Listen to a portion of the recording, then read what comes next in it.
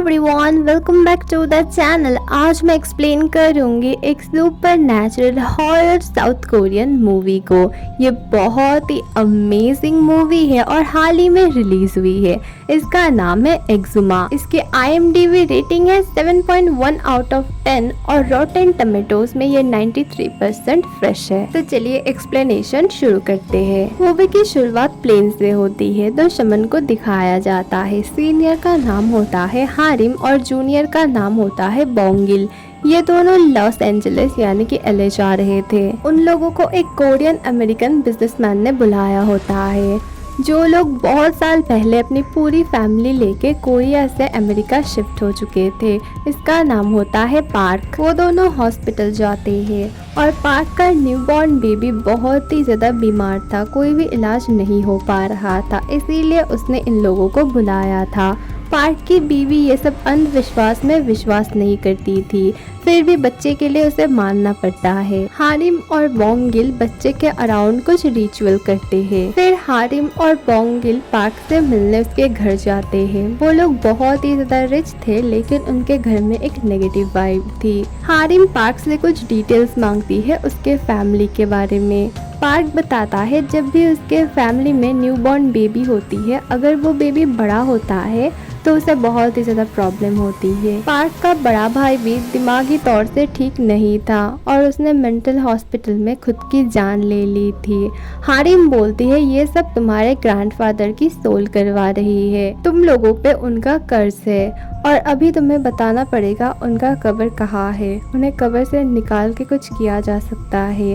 Park बोलता है उनका कब्र तो कोरिया में है। हारिम बोलती है ये एक ग्रेव कॉल है और तुम्हारे दादाजी ही ये सब करवा रहे हैं। तुम्हारे बच्चे को बचाने के लिए हमें कोरिया लौटना पड़ेगा और वहाँ पे कोई मेरी मदद करेगा। तभी किम नाम के एक आदमी को दिखाया जाता है कोरिया में। किम एक फेंग शुई एक्सपर्ट और जियोमेंशर है। फेंग शुई एक्सपर्ट का काम होता है वो लोग कब्र को अच्छी जगह दफनाएं जहाँ पे उन्हें शांति मिलती है, मतलब कि वो एनर्जी को बैलेंस करते हैं। कुछ प्रॉब्लम होने पर वो पुराने कब्र को खोद के नई जगह दफना देते हैं और ये काम किम 40 साल से कर रहा है। ये सब काम प्रॉपर पेपर वर्क से ही होता है और फैमिली मेंबर्स जब हाँ बोलते हैं तभी किम इन सबको खोदता है, नहीं तो नहीं करता है। ये सब कुछ लोग अंधविश्वास में देखते हैं, लेकिन कुछ लोग विश्वास भी करते हैं। किम स्पिरिट के बारे में बहुत कुछ जानता भी है। फ्यूनरल होम के मालिक योंग को दिखाया जाता है। दोनों मिलके एक ग्रेव को खोद रहे थे। ये एक ओल्ड लेडी की ग्रेव थी जो अपने फैमिली मेंबर्स को सपने में हॉन्ट कर रही थी। वो दोनों देखते हैं कि उस ओल्ड लेडी की तो दांत ही नहीं थे, मतलब किसी ने उनके दांत चुरा लिए थे, इसीलिए वो बहुत ही ज्यादा गुस्सा हो गई थी। मरने के बाद बॉडी से अगर कुछ चुराया जाता है या फिर उन्हें देने में कमी किया जाता है या फिर रिस्पेक्ट या फिर रिचुअल में कुछ कमी रहती है तो स्पिरिट बहुत ही गुस्सा हो जाते हैं। उस ओल्ड लेडी के पोते ने उन दांतों को अपने पास रख लिया था अपने दादी के याद में। फिर वो दांत देके उस ओल्ड लेडी को फिर से दफन कर दिया जाता है। फिर सब कुछ ठीक हो जाता है। किम और यंग डिनर कर रहे थे। उनसे मिलने हारिम और बोंगिल आते हैं। वो लोग उन्हें सब कुछ बताते हैं पार्क के बारे में। सब कुछ सुनने के बाद किम बोलता है मुझे पार्क के ग्रैंडफादर का कब्र खोद के देखना पड़ेगा कि क्या चल रहा है। उससे पहले उन लोगों को इन्फॉर्म कर दो, उन्हें यहाँ पे आना पड़ेगा। पार्क के मॉम डैड कोरिया लौटने से मना करते हैं, लेकिन पार्क के बेटे की हालत बहुत ही ज़्यादा बुरी थी। पार्क बहुत ही ज़्यादा लाचार हो जाता है और वो खुद ही कोरिया लौटता है। वो आके सबसे मिलता है। किम मुझसे परमिशन मांगता है और बोलता है पेपर वर्क करना पड़ेगा। पार्क बोलता है नहीं, कुछ भी नहीं करना पड़ेगा, हम सब कुछ चुपके करेंगे। किम को ये सुन के बहुत ही अजीब लगता है। वो समझ जाता है कि पार्क कुछ छुपाने की कोशिश कर रहा है। पार्क उन लोगों को अपने ग्रैंडफादर के कब्र के पास ले जाने लगता है। बहुत दूर पहाड़ के पास एक बॉर्डर इलाके में उन्हें दफन किया गया था। बहुत ज़्यादा सुनसान इलाका था और उस कब्र के आसपास कुछ फॉक्स भी थे। किम फॉक्स को देख के बोलता है ये बहुत बड़ा अपशगुन है कि यहाँ पे फॉक्स है कब्र के आसपास। पार्क एक रॉयल फैमिली से बिलोंग करता था, लेकिन उसके ग्रैंडफादर का जो कब्र था वो बहुत ही ज़्यादा सिंपल था। वहाँ पे उनका नाम तक नहीं लिखा हुआ था, कुछ नंबर्स लिखे हुए थे। लग रहा था कि उनके ग्रेव को कोई छुपाना चाहता था और कोई समझ ही नहीं पाएगा कि वो पार्क के फैमिली का मेंबर था। सब लोग बहुत ही ज्यादा हैरान होते हैं। फिर पार्क से पूछते हैं ऐसा क्यों। पार्क बोलता है देश के लिए उसके दादाजी ने बहुत कुछ किया था, इसीलिए उनके सम्मान में यहाँ पे उनके लिए ग्रेव बनाया गया था इतने ऊपर। फिर किम पूछता है अगर वो इतने रॉयल थे तो यहाँ पे इतना सिंपल ग्रेव क्यों, रॉयल्टी वाला ग्रेव क्यों नहीं। पार्क बोलता है किसी गीसुने मॉन्क ने उन्हें ये जगह सजेस्ट किया था और तब के दिनों में ग्रेव रॉबर्स थे जो ग्रेव खोद के सब कुछ चुरा लेते थे। उनके हाथों से बचाने के लिए इतना सिंपल सा हमने ग्रेव बनवाया और यहाँ पे दादाजी का नाम भी नहीं लिखवाया। ये सुनकर सब लोगों को बहुत अजीब लगता है। किम को उस जगह से बहुत ज़्यादा इवल वाइब आ रही थी, वो वहाँ से जाने लगता है।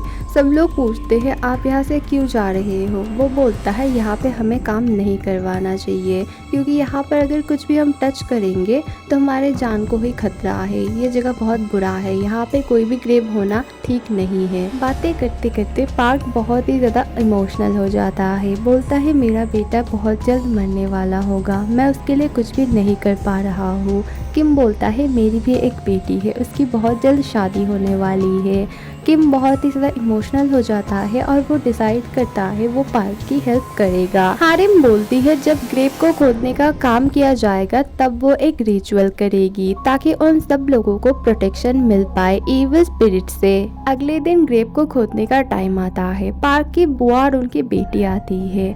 वो लोग इनमें विश्वास नहीं करते थे, फिर भी फैमिली मेंबर के चलते वो लोग आए थे। हारिम रिचुअल के लिए अपनी पूरी शमन टीम लाई थी, 5 पिग वगैरह लाया गया था और ये सीन ना बहुत ही ज्यादा जबरदस्त और खतरनाक था। हारिम जबरदस्त डांस करती है, खुद को कट लगाती है, खुद को जलाती है, खुद को बहुत ही ज्यादा चोट पहुंचाती है। वो पिग का खून भी पीने लगती है। ये सीन ना दिखने में सच में डिस्टर्बिंग था। ग्रेव से स्केलेटन निकाला जाता है। किम इसे जलाने वाला था, अगर वो इसे जलाएगा तभी इसकी आत्मा को मुक्ति मिलेगी। एक वर्कर जब ग्रेव को भर रहा था तभी उसने एक इंसानी हेड वाला स्नेक देखा था, उसे उसने कुचल दिया था और उसके बाद वो स्नेक एकदम इंसानों की तरह चीख रहा था और अचानक वेदर बहुत ही ज्यादा खराब हो जाता है। ये देख के किम को अपना काम रोकना पड़ता है। किम को इस फैमिली में बहुत ही ज्यादा शक था।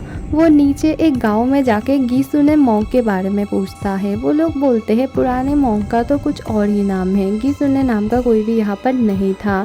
ये सुन के किम को बहुत ही ज्यादा डाउट होता है। वार्ड के एक वर्कर को पता चल जाता है कि ग्रैंडफादर के कॉफिन के अंदर ढेर सारा खजाना है। वो उसे खोल देता है और तभी ग्रैंडफादर का जो स्पिरिट था वो बहुत ही ज्यादा ईवल था, जिसमें बदले की आग भरी हुई थी, वो निकल जाता है। ये सब हारिम देख लेती है। हारिम समझ जाती है ये बहुत ही ज्यादा खतरनाक है। वो स्पिरिट को वापस बुलाने के लिए रिचुअल स्टार्ट कर देती है। वो स्पिरिट अपने फैमिली के ऊपर बहुत ही ज्यादा गुस्सा था। वो अपने ब्लड लाइन को खत्म करना चाहता था। वो सीधा एले जाके अपने बहू और बेटे को मार डालता है। फिर वो पार्क के पास आता है, लेकिन उसके दरवाजे और खिड़की बंद थे। ये स्पिरिट थोड़ी सी कमजोर थी, वो परमिशन के बिना अंदर नहीं आ पा रही थी। वो बाहर से ही पार्क को हॉन्ट कर रही थी। तभी उसे किम कॉल करता है और बोलता है तुम लोगों ने ग्रैंडफादर के साथ बहुत ही बुरा किया है। तुम लोगों ने अच्छे से रिचुअल्स नहीं किया था और ईयरली तुम उसे विजिट भी नहीं करने आते थे। तुम लोग अमेरिका भाग गए थे और अननोटिस छोड़ दिया था उनके ग्रेव को। उन्हें बहुत ही ज्यादा तकलीफ होती है, उन्हें मुक्ति भी नहीं मिली है तुम लोगों की वजह से। तभी दरवाजे के बाहर भी किम आता है और बार बार दरवाजा खोलने के लिए बोलता है। फोन वाला किम बोलता है वो तुम्हारी इविल स्पिरिट ग्रैंडफादर है, वो किम नहीं है, तुम दरवाजा मत खोलो, लेकिन तुम खिड़की खोल सकते हो। और वो खिड़की खोल देता है। अब उसके साथ स्कैम हो जाता है। असल में फोन में ही स्पिरिट थी। हाउसकीपिंग स्टाफ की मदद से किम दरवाजा खुलवा के अंदर आता है, लेकिन तब तक पार्क को पजेस कर लिया था उस इविल स्पिरिट ने। पार्क के ग्रैंडफादर असल में देशभक्त नहीं थे, वो तो देशद्रोही थे। जब जापान वर्सेस कोरिया में वार हो रहा था तब वो लोग जापान के साइड में चले गए थे और कोरिया को उन्होंने ने धोखा दिया था और इसी वजह से ये लोग इतने अमीर हो चुके और पैसे मिलने के बाद उन्होंने अपने ग्रैंडफादर को ही अबैंडन कर दिया था और वो लोग भाग गए थे अमेरिका। इसी गुस्से से ग्रैंडफादर सबको मार रही थी और वो पार्क को भी मार डालते हैं। हारिम जैसे तैसे करके ग्रैंडफादर के स्पिरिट को बोंगिल के अंदर कैद करने की कोशिश करती है। थोड़ी देर करती है, फिर वो नाकामयाब हो जाती है। किम हारिम, योंग और बोंगिल को बोलता है अब हमारे पास कोई भी रास्ता नहीं है, हमें बॉडी को जल्द से जल्द जलाना होगा, कोई भी रिचुअल करने की ज़रूरत नहीं है, सीधा जला दो। इसके लिए उन्हें परमिशन लगेगा पार्क के फैमिली मेम्बर्स का। सब लोग मर चुके थे, बस उसकी बुआ ही बची थी। वो बुआ से परमिशन मांगते हैं और सबको समझाते हैं। बुआ परमिशन दे देती है। दूसरी तरफ वो स्पिरिट पार्क के बेटे को मारने के लिए जाती है। हर बार वो किसी अपने को मार रहा था और उसकी अपीयरेंस क्लियर हो रही थी, मतलब उसे नई बॉडी मिल रही थी, लेकिन हारिम उसके बॉडी को जला देती है और तभी वो गायब हो जाता है, उसे मुक्ति मिल जाती है और पार्क का बेटा बच जाता है। कुछ दिन बीत जाते हैं। किम को एक वर्कर के बारे में पता चलता है जो ग्रैंडफादर की ग्रेव खोजने आया था। वो उससे जाके मिलते हैं। वो बोलता है उसने एक ह्यूमन हेडेड स्नेक को उस दिन कुचल दिया था। उसके बाद से स्नेक उसे हॉन्ट कर रहे हैं। वो बहुत ही ज़्यादा परेशान है। फिर वो वहाँ पे ग्रेव के पास जाती है और वो हेड को देखते हैं और वो समझ जाते हैं ये बहुत ही ईविल चीज़ है। फिर वो वहाँ पे खोदना स्टार्ट करते हैं। वहाँ पे उन्हें और एक कॉफिन मिलती है जो एकदम खड़ी हुई थी। ये कॉफिन एकदम ग्रैंडफादर के कॉफिन के नीचे ही बना था, एक टी सिंबल में बना हुआ था। नीचे ये लंबे से खड़ा हुआ था, ऊपर टी सिंबल में ना सोया हुआ था ग्रैंडफादर का कॉफिन। किम तुरंत ही हारिम, बोंगिल और योंग को बुलाता है। वो लोग इस कॉफिन को निकालते हैं। ये कॉफिन बहुत ही बड़ा था, एकदम 7 फीट का था। वो लोग हैरान हो जाते हैं कि ग्रैंडफादर के कॉफिन के नीचे इसे किसने दफनाया था वर्टिकली। किम उस गांव वाले के पास जाता है और एक रात के लिए कॉफिन को रखने की परमिशन मांगता है। वो मान जाते हैं। फिर हारिम वहाँ पे कुछ रिचुअल करती है और कॉफिन के साइड से ना वो लक्ष्मण रेखा काइंड ऑफ बना देती है राइस और ब्लड से, ताकि अंदर अगर कोई इविल स्पिरिट हो वो निकल ना पाए। किम और हारिम पार्क के बुआ से जाके मिलते हैं और उनसे पूछते हैं वहाँ पे आपके फादर को ऐसे क्यों दफनाया गया, नीचे और एक कॉफिन मिला है। पार्क के बुआ को कुछ भी पता नहीं था, उन्हें तो बस अमीर होने से ही मतलब था। उनके डैड क्या करते थे वो कभी भी नहीं पूछती थी। किम बोलता है तुम्हारे डैड गद्दार थे, उसने कोरिया को धोखा दिया था, वो जापान से जाके मिल गया था और इसी वजह से उन्हें सजा के तौर पे गिसुने मॉन्क ने वहाँ पे दफनाया था। वो बोलती है नहीं, ऐसा हो ही नहीं सकता क्योंकि गिसुने खुद ही जापान से था और वो खुद अपने आदमी को वहाँ पे सजा क्यों देगा। रात को उस ओल्ड मैन को कॉफिन से कुछ आवाजें आती है। वो जाके देखने लगता है। फिर बोंगिल की आँख खुलती है। वो देखता है ओल्ड मैन तो पोजेस्ड था और उसके ऊपर था। वो जैसे तैसे करके ओल्ड मैन को हटाता है। फिर वो ओल्ड मैन को ढूंढने लगता है। वो देखता है कि एक 7 फुट का फिगर उस ओल्ड मैन को खा रहा था। वो बहुत ही ज्यादा डर जाता है और वो हारिम को बुलाने लगता है। हारिम अपने लेट ग्रैंड मदर से बात कर रही थी। उसके लेट ग्रैंड मदर उनके जमाने में बहुत बड़ी शमन थी और वो हमेशा हारिम की मदद करती है, उसे गाइडेंस देती है। हारिम बोंगिल के पास जाने लगती है। उसकी ग्रैंड मदर उसे रोक के बोलती है वो स्पिरिट बहुत ही ज्यादा खतरनाक है, तुम्हें वो मार डालेगा, मत जाओ। फिर भी वो जाती है। हारिम और बोंगिल कॉफिन को चेक करते हैं। वो वहाँ से कॉफिन तोड़ के निकला था। वहाँ पे एक हेलमेट मिलता है। वो लोग समझ जाते हैं ये स्पिरिट एक समुराई की है, मतलब एक जापानीज जनरल की स्पिरिट है। स्पिरिट हारिम से पूछता है क्या तुम इंसान हो। वो नाटक करके बोलती है नहीं, मैं एक स्पिरिट हूँ और मैं आपकी सर्वेंट हूँ। लेकिन स्पिरिट को पता चल जाता है कि वो एक इंसान है। वो उस पर हमला करने जाता है, लेकिन बीच में बोंगिल आ जाता है। बोंगिल उससे लड़ने लगता है, लेकिन उसको कुछ भी नहीं हो पा रहा था। वो बहुत ही ज्यादा ताकतवर था। वो बोंगिल को घायल कर देता है बहुत ही बुरी तरीके से। फिर वो हारिम को मारने के लिए उसके तरफ आने लगता है। तब तक किम और योंग आ चुके थे। वो दोनों भी बहुत ही ज्यादा डर जाते हैं इस डरावने स्पिरिट को देख के।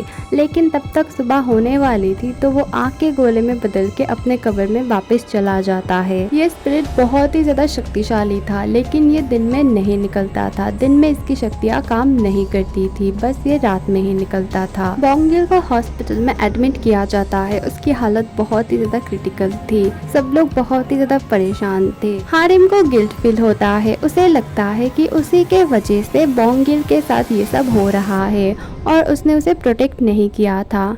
किम भी बोलता है ये सब शुरुआत मुझसे हुई है और मैं ये सब खत्म करूंगा। फिर वो कब्र के पास जाके कुछ छानबीन करता है। फिर वो ओल्ड मैन के घर में फिर से जाता है। वहाँ पे उसने एक बुक देखी थी ग्रेव रॉबर्ट्स के बारे में, वो पढ़ने लगता है। बोंगिल को होश आता है। हारिम समझ जाती है कि वो पोजेस्ड है। वो तो जनरल का सर्वेंट बन चुका है। हारिम बोलती है तुम यहाँ पे क्या कर रहे हो और वो जनरल कौन है।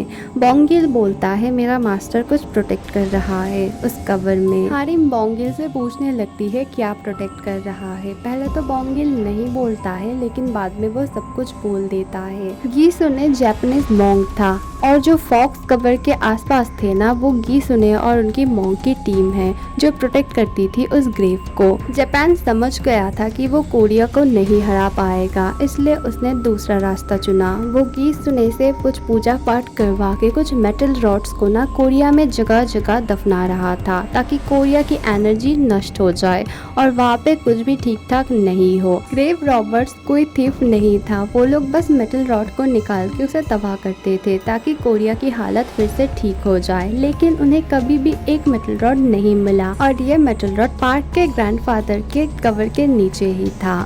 क्योंकि पार्क के ग्रैंडफादर रॉयल थे, इसीलिए उनकी ग्रेव से कोई छेड़खानी नहीं करेगा। इसी वजह से वहाँ पे मेटल रॉड रखा गया था और कोई अगर वहाँ तक पहुँच भी गया, ये जनरल जो बहुत ही बड़ा डीमन है वो सबको तबाह कर देगा, मेटल रॉड को प्रोटेक्ट करेगा। पार्क के ग्रैंडफादर के ग्रेव में कुछ नंबर थे। ये असल में कुछ कोऑर्डिनेट्स थे ताकि जनरल जहाँ पर भी जाए वापस अपने कवर में ही आ जाए। रात में वो बाहर निकलता था और दिन में वो वापस आ जाता था। हारिम समझ जाती है कि बोंगिल को बहुत ही ज्यादा खतरा है। कभी भी जनरल आके उसे पोजेस करके उसे इस्तेमाल करके मार सकता है। फिर वो देखती है कि बोंगिल के पूरे बॉडी में ना बुद्धिज्म के मंत्र की टैटू थी और इसी वजह से शायद जनरल उसे पूरी तरीके से मार नहीं पाया था। हारिम अपने सिस्टर को सब कुछ सिखा देती है और बोलती है स्पेल की मदद से उसे प्रोटेक्ट करने को। हारिम की सिस्टर भी थोड़ा बहुत शमन का काम जानती थी। हारिम प्लान बनाती है। वो किम और योंग मिलके अपने पूरे बॉडी और फेस पे ना मंत्र लिखेंगे इंक से, ताकि वो डीमन डर जाए। वो डीमन को भटकाएगी और किम और योंग जाके खोदेंगे और वहाँ से वो मेटल रॉड निकाल लेंगे। रात को वही होता है, लेकिन किम और योंग जितना भी खोद रहे थे उन्हें कुछ भी नहीं मिलता है वहाँ। हारिम डीमन के लिए एक ट्रैप बनाती है और वो डीमन फंस भी जाता है। फिर हारिम पूछती है ये सब कहाँ से शुरू हुआ था और गीसुने ने क्या क्या किया। वो बताने जाता है, लेकिन वो फिर से जाग जाता है। वो फिर उसे मारने की कोशिश करता है, लेकिन उसकी लेट ग्रैंड मदर आके उसे बचा लेती है। जनरल अपने ग्रेव के पास आ जाता है और वो किम को घायल कर देता है। बोंगिल आके किम को बचा लेती है। किम, योंग और हारिम जनरल से लड़ते हैं। जनरल को कुछ भी हो नहीं रहा था, लेकिन उन तीनों को बहुत ज्यादा चोट आती है। दूसरी तरफ बोंगिल की हालत बहुत खराब थी। वो कभी भी अपनी जान सौंप सकता था। इसी बीच किम को पास्ट के विजन आने लगते हैं। गीसुने ने एक रिचुअल किया था। वो समझ चुका था कि हर एक मेटल रॉड वो लोग ढूंढ के निकालेंगे, लेकिन एक मेटल रॉड को उन्हें बहुत ही डीपली छुपाना पड़ेगा, कोई भी उसे खराब ना कर पाए।